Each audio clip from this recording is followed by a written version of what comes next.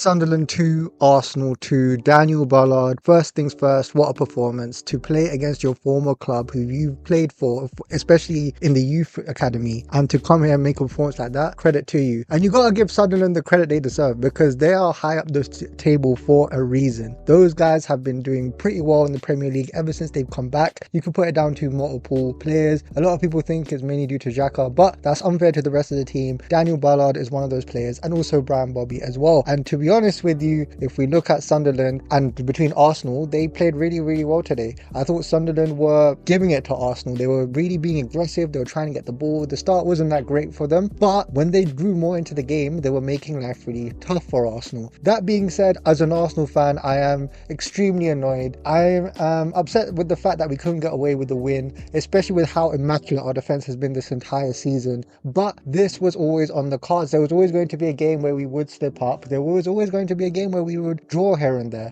And yes, we've had a great run. Last month was fantastic. However, this was always going to happen one way or the other. It's against one of these teams. And it just so happened it has occurred against Sunderland. Now, don't get me wrong. Statistically, we've walked the park with them. Way more double the shots that they had with 16 compared to their 8. We've had way more possession, way more passes, but ultimately we drew the game. And we have to put it down to our defense. The defense, after how great they are, especially over the since the start of the season, essentially, this game just wasn't that good. I thought Gabriel and Saliba, they weren't aggressive enough on the defensive side. They weren't getting the balls enough, and they allowed players to get through. They let Ballard get through, and Gabriel got completely out-muscled from Brian Brobbey, which is something that I don't usually see very often, and that's something that they need to go back on and really go through the drawing board with regards to that. Now, don't get me wrong.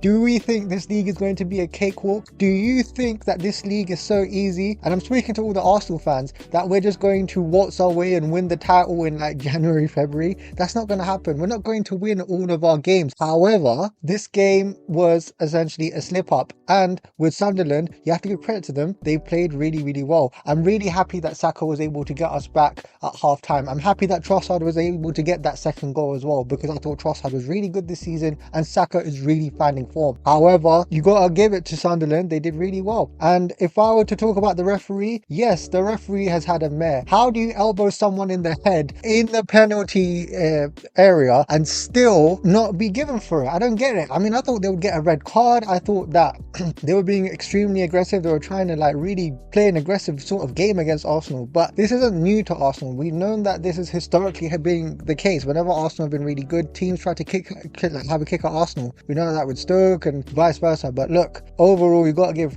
Sunderland credit. And if Arsenal fans or Arsenal in general are going to get scared of getting kicked and elbowed and this and that, then I don't know what I can say. You have to get used to it and you have to give it back to them. And I think this game, they should have done more of that. Now, in terms of some of the other players, I thought, especially with Eze, I've seen a lot of criticism with him. And I thought, especially over the last couple of games, he has been slightly underwhelming, and this game was also that. But we need him to push forward. And I think that when Odegaard does come back, especially towards late November, we're really going to see something different. It's a shame that we've had so many injuries. We don't have Gyökeres, we don't have Martinelli, Madueke, we don't have Odegaard. And I thought that maybe we should have threw a bit more of the kitchen sink at it and maybe bring on Nwaneri. I don't know why we haven't brought him on, but I don't see, I'm just really bewildered by everything that's just happened, really. And look, it's one draw, okay, against a team that has been playing really well. We tried subbing on Mosquera for Eze, but ultimately, if you think that every game we're going to rely on our defense and will get us out of trouble, yes, our defense is elite. We probably have the best defense in the whole of Europe. However, there's always going to be games like this where they might slip up or the other team may get a goal, and we're just going to have to learn to deal with that. As great as you can be statistically and as good as your defense can be, you always have the odd high scoring game, and this was a high scoring game, and this was a game where Sunderland was able to get the goal against Arsenal and make it into a draw. Now let's see what happens against Liverpool and Manchester City. Yes, Arsenal have had a 5 to 6 point lead in the table.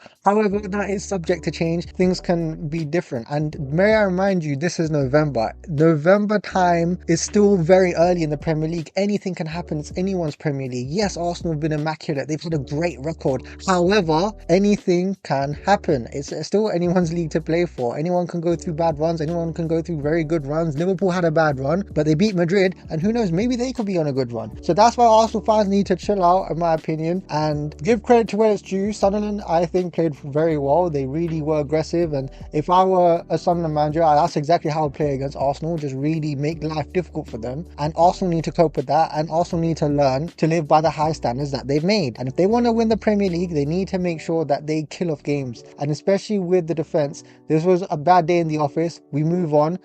Now that we go through the international break and hopefully reset our batteries, we're going to come back and play against a big run of really difficult games. Tottenham, Chelsea, Bayern Munich, and so on and so forth. So we've got to be ready for that. But anyhow, that's it for this video. Ballard, well played, man of the match, fantastic. Arsenal should have done much better, and I hope to expect a lot more from this team, especially when we see our attacking players come back, because we really need them. But credit to Sunderland, well done. That's it for now. Please like and subscribe. Hope to see you soon in the next video. Damn it, how the hell did we draw this game?